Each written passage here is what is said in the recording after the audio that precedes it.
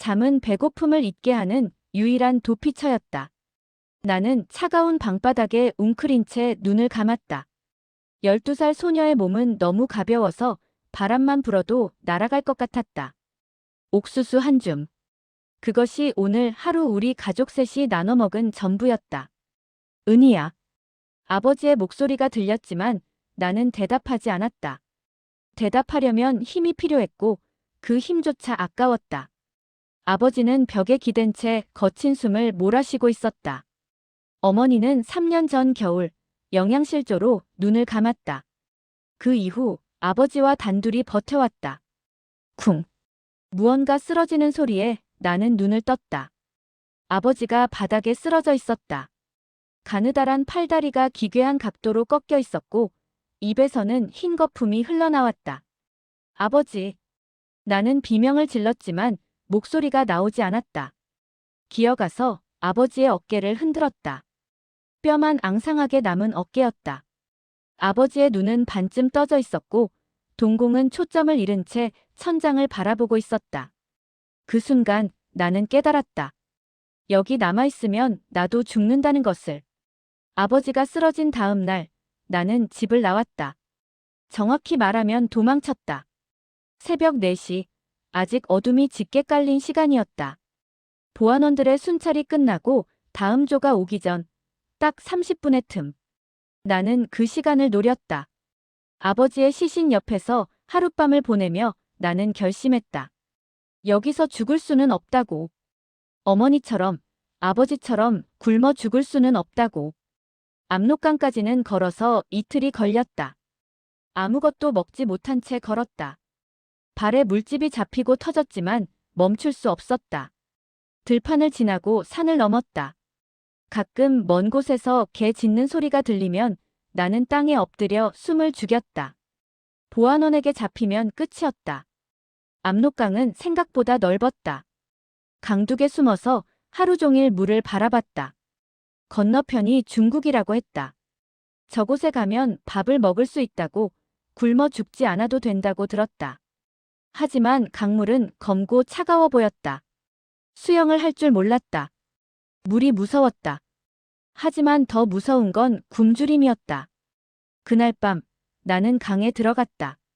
7월이었지만 물은 얼음장처럼 차갑했다. 발이 바닥에 닿지 않자 공포가 밀려왔다. 숨이 막혔다. 팔다리를 아무렇게나 휘저으며 앞으로 나아갔다. 물을 삼켰다. 코로 물이 들어와 숨을 쉴 수 없었다. 죽는구나 생각했다. 강을 건너다 죽는구나. 그때 발끝에 무언가 닿았다. 바닥이었다. 나는 미친 듯이 앞으로 기어갔다. 강둑에 흙을 움켜쥐고 몸을 끌어올렸다. 축축한 풀밭에 쓰러져 헐떡였다. 나는 살았다. 중국 땅을 밟았다. 중국은 생각했던 것과 달랐다. 강을 건넌 다음 날 아침, 나는 작은 마을에 숨어들었다. 집들은 우리 동네보다 컸고 거리는 깨끗했다.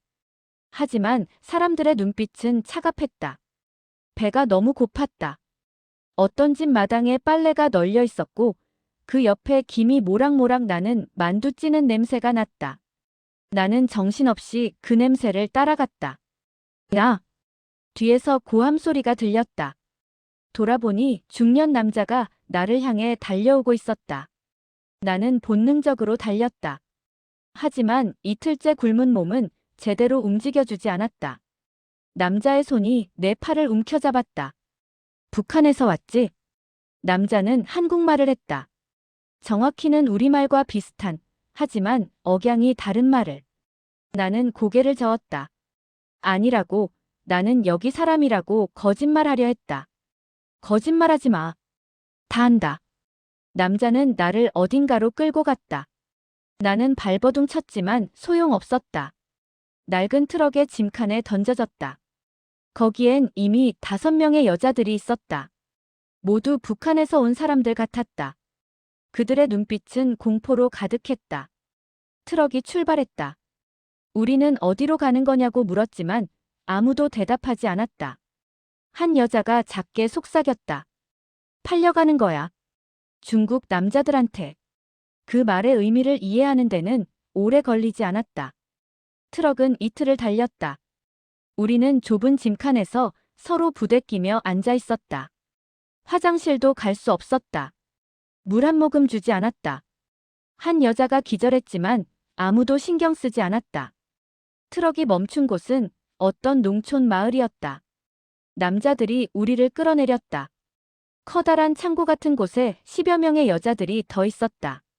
모두 북한에서 온 사람들이었다. 나이는 10살부터 40대까지 다양했다. 브로커라고 불리는 남자가 들어왔다. 그는 우리를 한 명씩 살펴보며 뭔가를 적었다. 나를 보더니 너무 어리다고 중얼거렸다. 그날 밤 나는 탈출하기로 결심했다. 창고 뒤편에 작은 창문이 있었다. 쇠창살이 있었지만 녹슬어 있었다. 나는 밤새 그 창살을 흔들었다. 손에서 피가 났지만 멈추지 않았다. 새벽 4시쯤 창살 하나가 부러졌다. 나는 몸을 비틀어 빠져나갔다. 창고를 지키던 남자가 코를 골며 자고 있었다. 나는 맨발로 어둠 속을 달렸다.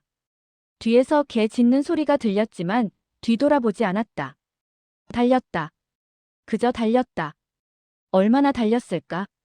해가 뜨기 시작할 무렵 나는 어떤 마을 외곽의 옥수수밭에 숨었다. 온몸이 떨렸다. 두려움 때문인지 추위 때문인지 알 수 없었다. 그때 깨달았다. 나는 이제 돌아갈 곳도 갈 곳도 없다는 것을. 중국에서의 3개월은 지옥이었다. 낮에는 숨고 밤에는 이동했다. 쓰레기통을 뒤져먹을 것을 찾았다. 썩은 빵, 상한 과일, 버려진 만두. 뭐든 먹었다. 배탈이 나도 참았다. 굶는 것보다는 나았다. 어떤 조선족 할머니가 나를 하루 재워준 적이 있었다. 할머니는 따뜻한 국밥을 주며 눈물을 흘렸다. 내가 할머니의 손녀 같다고 했다. 하지만 다음 날 아침 나는 떠나야 했다. 공안들이 탈북자를 찾아다닌다는 소식을 들었기 때문이다. 할머니는 남쪽으로 가라고 했다. 베트남을 거쳐 태국으로 가면 한국 대사관이 있다고. 나는 남쪽으로 향했다. 지도도 없었다. 그저 해가 뜨는 방향에 반대로 걸었다. 마을을 피해 산길로 다녔다. 발은 물집투성이가 되었고 옷은 찢어져 누더기가 되었다. 한 달쯤 지났을 때 나는 다른 탈북자들을 만났다. 그들도 남쪽으로 가고 있었다. 20대 초반으로 보이는 여자 둘과 30대 남자 하나. 그들은 나를 경계했지만 결국 함께 가기로 했다. 언니라고 부르던 그 여자가 말했다. 중국에서 베트남까지는 브로커를 통해야 한다고. 돈을 내면 트럭에 태워준다고. 하지만 우리에겐 돈이 없었다. 우리는 걸어서 갔다. 국경을 넘을 때마다 목숨을 걸었다. 경비병들의 눈을 피해 철조망을 기어 넘었다. 한 번은 경비병이 총을 쏘았다. 총알이 귀를 스쳐 지나갔다. 우리는 미친 듯이 달렸다. 베트남에 들어섰을 때 우리 중 한 명이 없었다. 그 남자는 국경을 넘다가 잡혔다. 우리는 그를 두고 올 수밖에 없었다. 언니는 울었지만 나는 울지 않았다. 눈물 흘릴 힘조차 없었다. 베트남에서 캄보디아까지는 또 한 달이 걸렸다. 정글을 지나고 강을 건넜다. 독사를 피하고 모기에 뜯겼다. 말라리아에 걸린 것 같았지만 병원에 갈 수 없었다. 불법 입국자였기 때문이다. 캄보디아에서 태국까지의 기억은 흐릿하다. 고열에 시달리며 정신을 잃었다 깨기를 반복했다. 언니들이 번갈아 나를 업고 갔다. 한 번은 정말 죽는 줄 알았다. 눈앞이 하얗게 변하고 아무것도 들리지 않았다. 하지만 나는 죽지 않았다. 죽을 수 없었다. 여기까지 왔는데 죽을 수 없었다. 태국 방콕의 한국 대사관 앞에 섰을 때 나는 무릎이 꺾였다. 대사관 건물에 걸린 태극기. 빨강, 파랑, 검정의 그 깃발을 보는 순간 모든 힘이 빠졌다. 살았다. 정말 살았다. 나는 그 자리에 주저앉아 울었다. 북한을 떠난 이후 처음으로 흘린 눈물이었다. 언니들도 나와 함께 울었다. 경비원이 우리를 대사관 안으로 안내했다. 직원들이 물과 빵을 주었다. 의사가 와서 우리를 진찰했다. 나는 심한 영양실조와 말라리아 진단을 받았다. 한 달 동안 태국 병원에서 치료를 받았다. 그리고 비행기를 탔다. 생전 처음 타보는 비행기였다. 하늘을 나는 게 신기했고 무서웠다. 비행기가 인천공항에 착륙했을 때 나는 14살이 되어 있었다. 북한을 떠난 지 1년 반 만이었다. 하나원에서의 3달은 혼란스러웠다. 탈북자 정착 교육을 받는 곳이었다. 한국의 문화, 법, 경제 시스템을 배웠다. 하지만 모든 게 낯설었다. 사람들이 쓰는 말도, 먹는 음식도, 입는 옷도. 가장 힘든 건 사람들의 시선이었다. 어디서 왔어요? 그 질문이 가장 무서웠다. 대답하면 사람들의 표정이 미묘하게 변했다. 동정, 호기심, 때로는 경멸. 나는 그 시선들을 견딜 수 없었다. 하나원을 나온 후 나는 서울의 한 구석에 방을 얻었다. 정부 지원금으로 간신히 살 수 있는 작은 고시원이었다. 학교에도 다녔다. 중학교 2학년에 편입했다. 학교는 전쟁터였다. 아이들은 내 말투가 이상하다고 수군거렸다. 체육 시간에는 내가 너무 마르고 약하다고 비웃었다. 급식 시간에 밥을 너무 빨리 먹는다고, 너무 많이 먹는다고 놀렸다. 어디서 왔어? 그 질문을 받을 때마다 나는 입을 다물었다. 대답하고 싶지 않았다. 하지만 침묵은 의심을 불렀고 결국 누군가 알아냈다. 북한에서 왔대. 소문은 빠르게 퍼졌다. 아이들은 나를 피했다. 어떤 아이들은 대놓고 놀렸다. 너희 나라에서는 인터넷도 없지. 전기도 안 들어오지. 굶어 죽는 사람 많지. 나는 아무 말도 하지 않았다. 화장실에 숨어서 울었다. 왜 여기까지 왔을까? 차라리 북한에서 죽는 게 나았을까? 하지만 밤이 되어 하숙집에 돌아와 따뜻한 밥을 먹을 때 생각이 바뀌었다. 여기선 굶지 않는다. 그것만으로도 충분했다. 고등학교에 진학하면서 나는 결심했다. 과거를 숨기겠다고.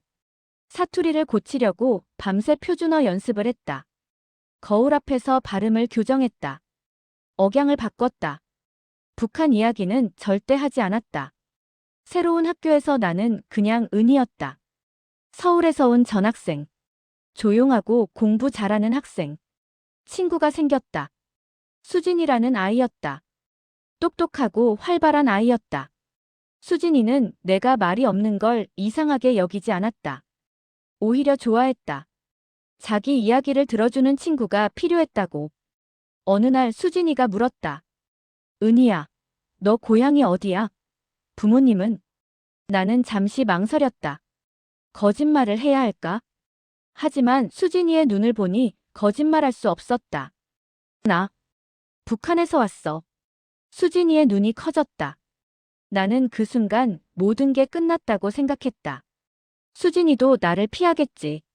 다른 아이들한테 말하겠지. 하지만 수진이는 웃었다. 대박. 진짜? 어떻게 왔어? 궁금한 게 너무 많은데. 그날 밤 나는 수진이에게 모든 걸 말했다. 압록강을 건넌 이야기. 브로커에게서 도망친 이야기. 베트남과 캄보디아를 지나온 이야기. 수진이는 울면서 들었다. 그리고 말했다. 은희야, 너 정말 대단해. 나였으면 중간에 포기했을 거야. 그때 깨달았다. 내 이야기를 숨길 필요가 없다는 것을. 부끄러워할 필요가 없다는 것을. 대학 입시를 준비하면서 나는 방황했다. 무엇을 공부해야 할까? 무엇이 되고 싶을까? 북한에선 꿈을 가질 수 없었다. 그저 살아남는 것이 목표였다. 하지만 이곳에선 달랐다. 선택할 수 있었다. 수진이가 제안했다. 사회복지학과 어때? 너처럼 힘든 사람들 도와주는 거. 처음엔 고개를 저었다. 나 자신도 아직 제대로 서지 못했는데 남을 도울 수 있을까? 하지만 생각할수록 그 아이디어가 마음에 들었다. 나처럼 아픈 사람들을 돕는 것. 그게 내가 살아남은 이유일지도 모른다고 생각했다. 사회복지학과에 합격했다. 장학금도 받았다. 대학 생활은 새로웠다. 강의실에서 인권과 복지에 대해 배웠다. 실습을 나가 노숙인 쉼터에서 일했다. 탈북자 정착지원센터에서 자원봉사도 했다. 그곳에서 나와 같은 사람들을 만났다. 10살에 탈북한 여자아이. 가족을 모두 잃고 혼자 온 남자. 중국에서 10년을 숨어 살다 온 할머니. 그들의 이야기를 들으며 나는 울었다. 내 아픔만이 아픔이 아니었다. 대학 3학년 때 나는 영어 공부를 시작했다. 세계를 보고 싶었다. 더 많은 것을 배우고 싶었다. 처음엔 알파벳도 제대로 몰랐다. 하지만 포기하지 않았다. 매일 새벽 5시에 일어나 영어 방송을 들었다. 단어를 외우고 문법을 공부했다. 1년 후 나는 영어로 간단한 대화를 할 수 있었다. 2년 후 나는 토플 시험을 봤다. 3년 후 나는 미국 대학원에 지원했다. 합격 통지서를 받았을 때 나는 믿을 수 없었다. 북한에서 굶주리던 그 소녀가, 압록강을 건너던 그 아이가 이제 미국 대학원에 가게 되다니. 하지만 가지 않았다. 한국에 남기로 했다. 여기에 내가 도와야 할 사람들이 있었기 때문이다. 대학원을 졸업하고 나는 탈북 청소년 지원센터에 취직했다. 매일 아이들을 만났다. 나처럼 어린 나이에 북한을 탈출한 아이들. 트라우마에 시달리는 아이들. 학교에 적응하지 못하는 아이들. 그들에게 내 이야기를 했다. 나도 너희와 같았다고. 무서웠고 외로웠고 포기하고 싶었다고. 하지만 견뎌냈다고. 그리고 지금 여기 있다고. 아이들은 울었다. 그리고 물었다. 선생님, 저도 선생님처럼 될 수 있을까요?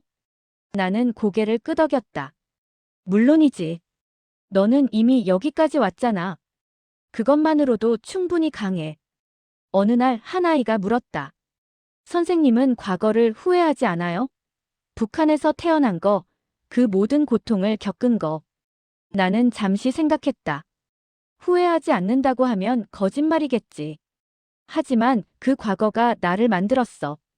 지금의 내가 있게 해줬어. 아이는 고개를 끄덕였다. 저도 그렇게 생각할 수 있을까요? 나는 아이의 손을 잡았다. 언젠가는. 시간이 걸리겠지만 언젠가는. 30살이 된 지금 나는 가끔 압록강을 떠올린다. 그날 밤 검고 차가운 강물에 뛰어들었던 12살 소녀. 숨이 막히고 죽을 것 같았지만 포기하지 않았던 그 아이. 그때 나는 도망치고 있다고 생각했다. 죽음으로부터, 굶주림으로부터, 공포로부터. 하지만 이제 안다. 그건 도망이 아니었다. 선택이었다. 살아남기 위한, 나답게 살기 위한 선택. 강을 건너는 건 한 번으로 끝나지 않았다. 중국에서 베트남으로, 베트남에서 캄보디아로, 그리고 한국에 와서도. 나는 계속 강을 건넜다. 두려움의 강, 편견의 강, 상처의 강. 어떤 강은 넓었고 어떤 강은 깊었다. 하지만 나는 건넜다. 매번 건널 수 있었던 건 포기하지 않았기 때문이다. 멈추지 않았기 때문이다. 그리고 무엇보다 건너편에 더 나은 삶이 있다고 믿었기 때문이다. 오늘도 나는 센터에 출근한다. 아이들이 기다리고 있다. 그들 각자의 강을 건너는 중인 아이들이. 나는 그들의 손을 잡고 말한다. 괜찮아. 천천히 가도 돼. 중요한 건 멈추지 않는 거야. 그리고 속으로 덧붙인다. 우리는 과거에 갇힌 사람들이 아니야. 새로운 삶을 선택한 사람들이지. 창밖으로 해가 진다. 한강이 석양빛에 반짝인다. 그 강을 보며 나는 미소 짓는다. 나는 강을 건너는 사람이다. 그리고 앞으로도 계속 건널 것이다.